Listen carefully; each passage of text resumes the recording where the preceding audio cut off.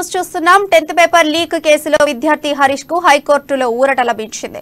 Paper leakage ఆరోపణలతో ఇటీవల డిబారయ్యాడు విద్యార్థి హరీష్. అయితే మిగతా పరీక్షలు రాసేలా అనుమతి ఇవ్వాలని హైకోర్టు ఆశ్రయించారు. దీంతో హైకోర్టు కీలక వ్యాఖ్యలు చేసింది. సోమవారం నుంచి హరీష్ ను పరీక్షలు రాయనివ్వాలని విద్యాశాఖకు ఆదేశాలు జారీ చేసింది. దీనిపై మరింత సమాచారం మా ప్రతినిధి స్వామి లైవ్ లో ఫోన్ ఇన్ లో అందిస్తారు. చెప్పండి.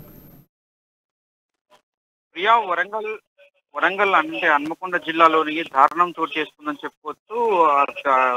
10th క్లాసు జరుగుతున్న అంటే ఎగ్జామ్స్ జరుగుతున్న సమయంలో తెలుగు పేపర్ రాసిన తర్వాత హిందీ పేపర్ రాయడానికి వెళ్ళిన హరీష్ మాత్రం 10వ తరగతి ఎగ్జామ్ సెంటర్ కి వెళ్ళాడు. అక్కడ అంటే ఇతని సొంత హన్మకొండ జిల్లా కమలాపూర్ మండలము లోని 10th పరీక్షలు రాస్తా ఉన్నారు. ఆ పేపర్ లీకేజ్ ఆరోపణలు ఎదుర్కొంటున్నప్పటికీ కూడా అప్పటికి ఆయనకు గుర్తు తెలియని ఎవరో అంటే మొత్తానికి కిటి పక్క నుంచి గుర్తు తెలియని ఎవరో బలవంతంగా అజ్ఞాతంలోని వ్యక్తి కూడా ఈ ఎగ్జామ్ హాల్లోకి వచ్చి ప్రశ్న పత్రం తీసుకొని కూడా అతను ఎగ్జామ్ రాసే మరుసటి రోజు నుంచి అంటే పేపర్ ను తీసుకొని బయట లీక్ అయిన పరిస్థితి నెలకొంది. మొత్తానికైతే అది హాట్ టాపిక్ మిగిలింది.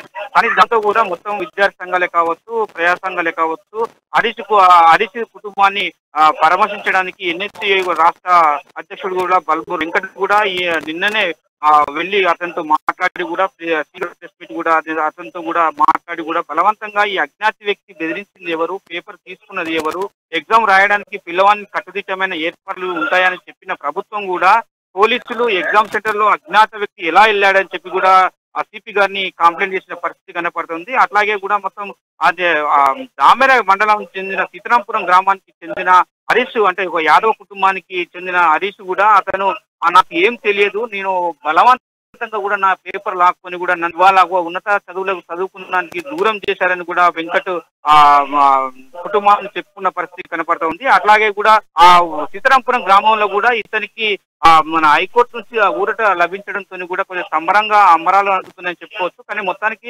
హరీష్ అంటే న్యాయమే గెలిచిందని చెప్పుకోవచ్చు. కానీ మొత్తానికి చూస్తే హరీష్ కు అలాంటి తప్పు చేసేవాడు కాదని కూడా అజ్ఞాత వ్యక్తి చేయడం వల్లనే ఇలా హరీష్ ఇంత అంటే పేపర్ లాక్కొని డిఓనే హాల్ టికెట్ తీసుకొని డిపార్ చేసినట్టు కూడా తెలుస్తా ఉంది. కానీ దాన్ని కూడా మొత్తం విద్యార్థి సంఘాలు కూడా ఖండించిన నేపథ్యం కనపడతా ఉంది. ప్రియా, థాంక్యూ స్వామి.